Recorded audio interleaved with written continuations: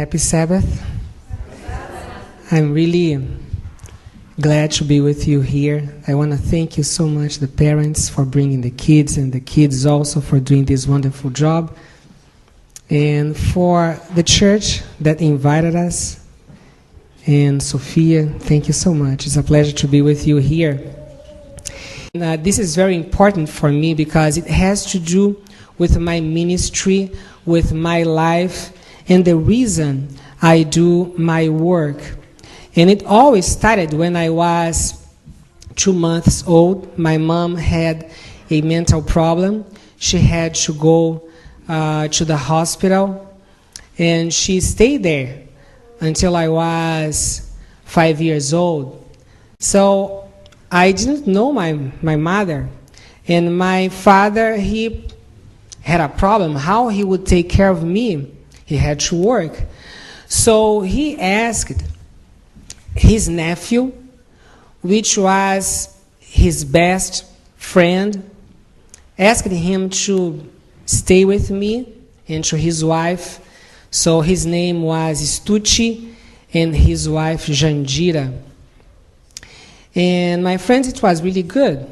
It was, I would say that it was the best part of my life because my stepmother, Jandira, she loved kids. She would always have kids in her home. And they had a middle class Brazil life. At that time, having a car was something really... I was hearing some days ago that in Brazil, we have 1 car for every 5 people. In that time, it was even less cars. So they had a car. They had a telephone, which was a luxury also in those days in Brazil. And they took me to the beach, and they gave me gifts, all the toys that a child would dream. So it was really a wonderful life. But when I was 5 years old, as I told you, my mom came back from the hospital, and I went to live with her and my father, and there was when the problems started, because I had a difficult relationship with my mother. She imagined things. She would say that I had done things that I had not done, and then she would complain and criticize and spank me. So it was a very, very hard life. And when I was 10 years old already, I thought about killing myself. And I had depression. And I hated my parents very, very much. And I had a dream of leaving my home. And I thought that if I would leave my home, then I would be happy. And that happened when I was 14 years old. I went to Adventist school. And then I thought that I would be okay. But the problem is that I took with me my sadness. Although I wasn't with my mom, my father, but now I didn't accept myself.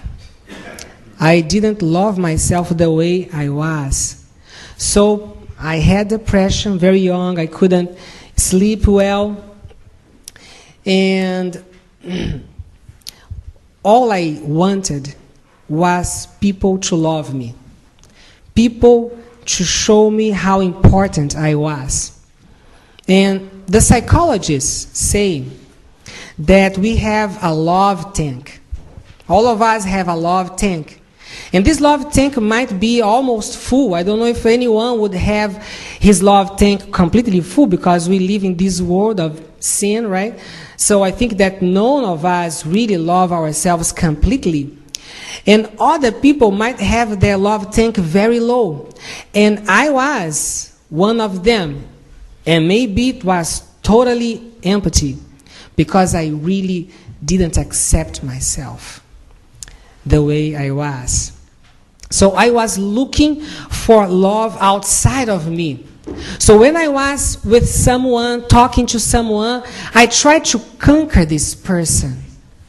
I tried to get the approval of that person. But you know, it's a problem. Because when you try to be accepted by people, when you try to fulfill your love tank with people's love, the problem is that you become very sensitive. Because the more you expect, the more frustrated you get if you don't have the love you want. And that was my case. I was extremely, very, very sensitive. And you know that it happens, like if you have hurt, for example, your knee. And let's say that you hurt your right knee. And maybe you are walking and you stumble with your knee. I ask you, do you stumble with the left that is okay, or with the right that you are hurt? With the right. I don't know why. And it's the same as if you, for example, if you pass butter on a bread, and this bread falls. It's gonna fall to the butter side or to the other side. You know that when you are a sensitive person, you are buttered.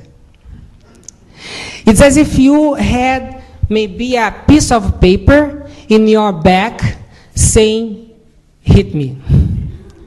And I don't know if it happened to you, but when I was a child, it happened in Brazil that some mischievous kids, right, they would put a piece of paper, kick me in another kid's back, and then the others would kick him, and he didn't know why it happened.